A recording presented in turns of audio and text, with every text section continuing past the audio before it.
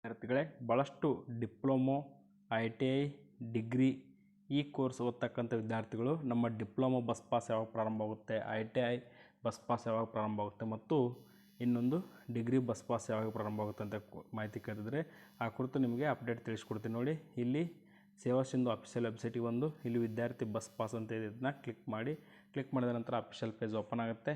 ಇಲ್ಲಿ ನಿಮ್ಮ ಒಂದು ಮೊಬೈಲ್ ನಂಬರ್ ಮತ್ತು ಪಾಸ್ವರ್ಡನ್ನು ಹಾಕಿ ಲಾಗಿನ್ ಆಗಬೇಕು. ಲಾಗಿನ್ ಆದ ನಂತರ ಇಲ್ಲಿ ಕ್ಯಾಪ್ಚಾ ಕೋಡನ್ನು ಹಾಕಿ, ಇಲ್ಲಿ ಕ್ಯಾಪ್ಚಾ ಕೋಡ್ ಇರುತ್ತೆ, ಈ ಕ್ಯಾಪ್ಚಾ ಕೋಡನ್ನು ಇಲ್ಲಿ ಎಂಟರ್ ಮಾಡಿ ಲಾಗಿನ್ ಆಗಬೇಕು. ಲಾಗಿನ್ ಆದ ನಂತರ ನೋಡಿ ವಿದ್ಯಾರ್ಥಿಗಳೇ, ಈ ರೀತಿ ಲಾಗಿನ್ ಪೇಜ್ ಬರುತ್ತೆ. ಇಲ್ಲಿ ಇಂಡಿಯನ್ ಸಿಟಿಜನ್ ಸೆಲೆಕ್ಟ್ ಮಾಡ್ತೀವಿ, ಕರ್ನಾಟಕ ಸ್ಟೇಟ್ ಸೆಲೆಕ್ಟ್ ಮಾಡ್ತೀವಿ, ಸಬ್ ಕೆಟಗರಿ ಕೇಳುತ್ತೆ. ಇಲ್ಲಿ ನೋಡಿ, ಕೇವಲ primary school, high school, PUC, CBSE, ICSE ಮಾತ್ರ ಕೋರ್ಸ್ಗಳಿವೆ.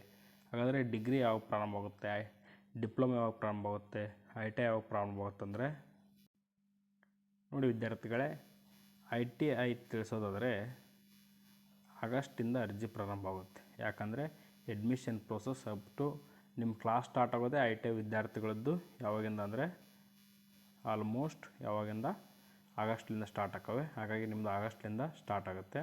ತದನಂತರ ಇನ್ನು ಡಿಗ್ರಿ ವಿದ್ಯಾರ್ಥಿಗಳು ತಿಳಿಸೋದಾದರೆ ಇವ್ರದ್ದು ಕೂಡ ಆಗಸ್ಟ್ಲಿಂದ ಬಸ್ ಪಾಸ್ ಪ್ರಾರಂಭವಾಗುತ್ತೆ. ಯಾಕಪ್ಪ ಅಂದರೆ ಇನ್ನೂ ಕೂಡ ಅಡ್ಮಿಷನ್ ಪ್ರೋಸೆಸ್ ಈಗ ತಾನೇ ಪ್ರಾರಂಭವಾಗಿದೆ.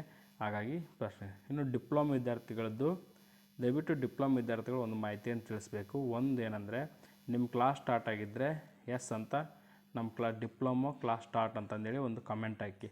ಆ ಕಮೆಂಟ್ ಮೂಲಕ ನಾವು ನಿಮ್ಮ ಕ್ಲಾಸ್ ಸ್ಟಾರ್ಟ್ ಆಗಿದ್ದರೆ ಈ ಮಾಹಿತಿಯನ್ನು ನಾವು ಏನು ಮಾಡ್ತೀವಿ, ಒಂದು ಡಿಪಾರ್ಟ್ಮೆಂಟಿಗೆ ಸಂಬಂಧಪಟ್ಟಂತೆ ಕಾಲ್ ಸೆಂಟರ್ ಇದ್ದರೆ ಆ ಕಾಲಿಂಗ್ ನಂಬರ್ ಇರ್ತವೆ, ಅಂದರೆ ಡಿಪಾರ್ಟ್ಮೆಂಟ್ ವೈಸು ಹೆಲ್ಪ್ಲೈನ್ ನಂಬರ್ ಇರ್ತವೆ, ಅವ್ರಿಗೆ ಕಾಲ್ ಮಾಡಿ ಈ ರೀತಿ ಸರ್ ಡಿಪ್ಲೊಮೊ ವಿದ್ಯಾರ್ಥಿಗಳಿಗೆ ಕ್ಲಾಸ್ ಸ್ಟಾರ್ಟ್ ಆಗಿದೆ, ಆ ವಿದ್ಯಾರ್ಥಿಗಳಿಗೆ ಬಸ್ ಪಾಸ್ ಅನುಕೂಲ ಮಾಡಿ ಅಂತಂದೇಳಿ ರಿಕ್ವೆಸ್ಟ್ ಮಾಡ್ತೀವಿ. ನಿಮಗೂ ಕೂಡ ಆ ಕಾಂಟ್ಯಾಕ್ಟ್ ನಂಬರ್ ಕೊಡ್ತೀವಿ.